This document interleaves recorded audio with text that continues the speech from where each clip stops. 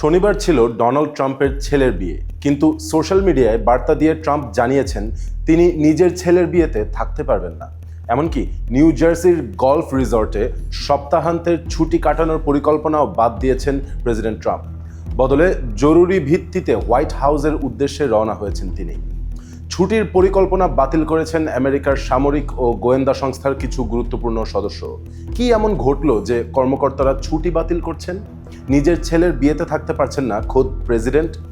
Social মিডিয়ায় Donald Trump অবশ্য লিখেছেন সরকারি দায়িত্ব পালনের জন্যই ছেলের বিয়েতে অনুপস্থিত থাকবেন, কিন্তু আমেরিকার গণমাধ্যম সিবিএস বলছে আমেরিকা আসলে ইরানে নতুন করে হামলার পরিকল্পনা করছে।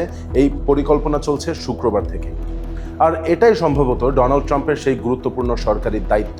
তবে সিবিএস এও বলছে শুক্রবার পর্যন্ত হামলা চালানোর ব্যাপারে চূড়ান্ত কোনো সিদ্ধান্ত হয়নি।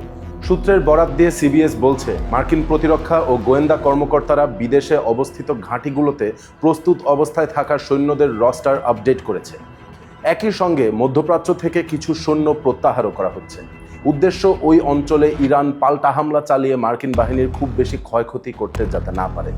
এদিকে আন্তর্জাতিক বিমান চলাচল পর্যবেক্ষণকারী সংস্থা ফ্লাইট রেডারে দেখা গেছে ইরানের আকাশসীমায় কোনো বিমান চলাচল করছে না। শনিবার ইরানের আকাশসীমা পুরোপুরি বন্ধ রয়েছে, যা যুদ্ধবিরতির পর থেকে চালু ছিল। গত এপ্রিলের শুরুতে অস্থায়ী যুদ্ধবিরতি কার্যকর হওয়ার পর থেকে ইরান ও যুক্তরাষ্ট্র সরাসরি পরস্পরের উপর হামলা করেন।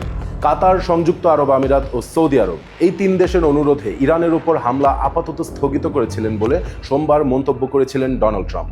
আমেরিকা থেকে এমন সময়ে ইরানে নতুন হামলার ইঙ্গিত পাওয়া যাচ্ছে যখন শুক্রবার পাকিস্তানের সেনাপ্রধান আসিম মুনির একটি প্রতিনিধি দল নিয়ে তেহরানে গেছেন।